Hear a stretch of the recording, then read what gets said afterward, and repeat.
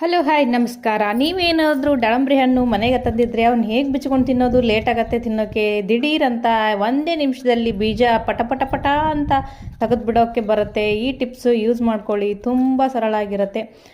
ಗುಲಾಬಿ ಟೈಪು, ಕಮಲ ಹೂವಿನ ಟೈಪು ಇದನ್ನು ಆ ಕಡೆ ಈ ಕಡೆ ಕಟ್ ಮಾಡ್ಕೊಳ್ಳಿ. ಸೆಂಟ್ರಿಗೆ ಬಿಡಿ. ಸೆಂಟ್ರಿಗೆ ಇದ್ದಿದ್ದು ಒಂದು ಪೀಸ್ ತಕ್ಕೊಂಡ್ಬಿಟ್ಟು ಏನು ಮಾಡಿ ಅಂದರೆ ಈ ಥರ ಎಲ್ಲ ಓಪನ್ ಮಾಡ್ಕೊಳ್ಳಿ. ಓಪನ್ ಮಾಡಿಕೊಂಡು ಮಧ್ಯದಲ್ಲಿರೋದು ವಾಪಸ್ ತಿರುಗಿಸಿ ಪಟ ಪಟ ಪಟ ಅಂತ ಚಾಕು ಹಿಂದಿಂದು ತೊಗೊಂಡು ಪಟ ಪಟ ತಲೆ ಕುಗ್ತಾರಲ್ಲ ಹಂಗೆ ಕುಗ್ತಾ ಇರಿ. ನಿಮ್ಗೆ ಎಷ್ಟಾಗತ್ತೋ ಅಷ್ಟು ಕುಗ್ತಾ ಇರಿ. ಆಮೇಲೆ ಅವೆಲ್ಲ ಕಾಳುಗಳು ಕೈಯಲ್ಲಿ ಒಂದು ಬೊಟ್ಲಲ್ಲಿ ಬಂದುಬಿಡ್ತವೆ. ಬರೀ 1 ನಿಮಿಷದಲ್ಲಿ ಮಾಡ್ಕೋಬೋದು ಇದನ್ನ. ಟೈಮೇ ಎಷ್ಟು ಉಳಿತಾಯ ಮಾಡ್ಕೋಬೋದು ಅಂದ್ರೆ ದಾಳಂಬ್ರಿ ಬೀಜ ತಿನ್ನೋಕ್ಕೆ ನಮಗೆ ಎಷ್ಟು ಇಷ್ಟ ಆದ್ರೆ ಅವ್ನು ಸುಟ್ಕೊಳ್ಳೋಕಂದ್ರೆ ಕಷ್ಟ. ಅದಕ್ಕೆ ಈ ಟಿಪ್ಸ್ ಯೂಸ್ ಮಾಡ್ಕೊಳ್ಳಿ. ತುಂಬಾ ಸರಳ ಆಗಿರೋ, ತುಂಬಾ ಕರೆಕ್ಟಾಗಿರೋ ಟಿಪ್ಸ್ ಹೇಳ್ತಿದ್ದೀನಿ. ಸ್ವಲ್ಪ ಅಲ್ಲೆಲ್ಲ ಕೆಟ್ಟಿದ್ದಿದ್ರೆ ಬೀಜನ ತಕ್ಕೊಂಡ್ಬಿಡಿ ಅಷ್ಟೇ, ಏನು ಪ್ರಾಬ್ಲಮ್ ಇಲ್ಲ.